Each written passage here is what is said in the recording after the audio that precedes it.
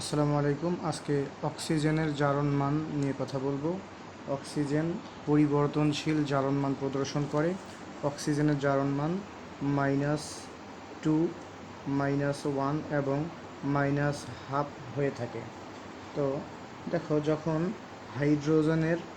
অক্সিজেনের জারণ মান -2 হবে, তখন অক্সিজেন হবে অক্সাইড। তার মানে আমরা যদি বলি যে H2O, এখানে হাইড্রোজেন অক্সিজেনের জারণ মান কত? হাইড্রোজেন হচ্ছে +1, কয়টি? 2টি, অর্থাৎ হাইড্রোজেন +2, দুইটা মিলি +2 হচ্ছে।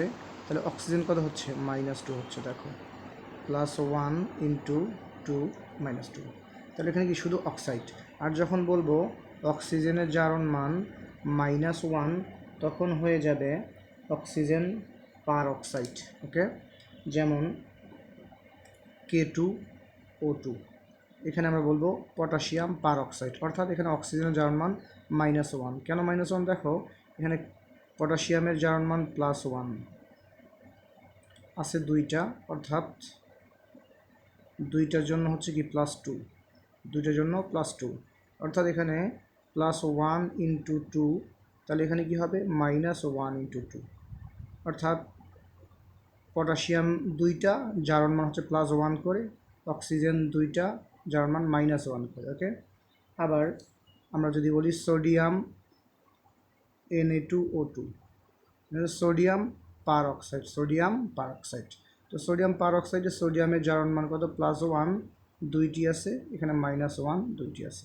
ওকে, আমরা জানি যে একটি যৌগের পরমাণুগুলোর জারণ মানের সমষ্টি হবে 0। একটি যৌগের জারণ মান 0 বা যৌগের পরমাণুগুলোর জারণ মানের সমষ্টি হবে 0। বুঝতে পারছো? যদি অক্সিজেনের জারণ মান -12 হয়, সেক্ষেত্রে কী হয়? সেক্ষেত্রে হয়ে যায় সুপার অক্সাইড। কী হয়? Superoxide. আমরা যদি বলি NaO2, এটাকে আমরা কী বলবো? সোডিয়াম সুপার অক্সাইড, এটা সোডিয়াম পার অক্সাইড। তো সোডিয়াম সুপার অক্সাইড, তার মানে কি এখানে +1, তাহলে দেখো অক্সিজেন দুটা মিলি কী হবে? -1 হবে।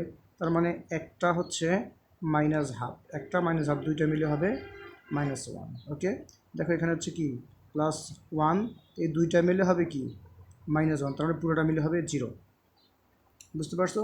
তো যখন অক্সিজেনের জারণ মান হবে 2, -2, তখন আমরা কি বলবো?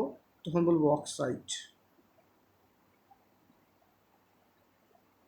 যখন অক্সিজেনের জারণ মান -1, তখন কি বলবো?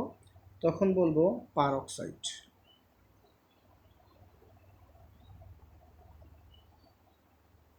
আর যখন অক্সিজেনের জারণ মান -12, তখন কি বলবো? তখন বলবো সুপার অক্সাইড।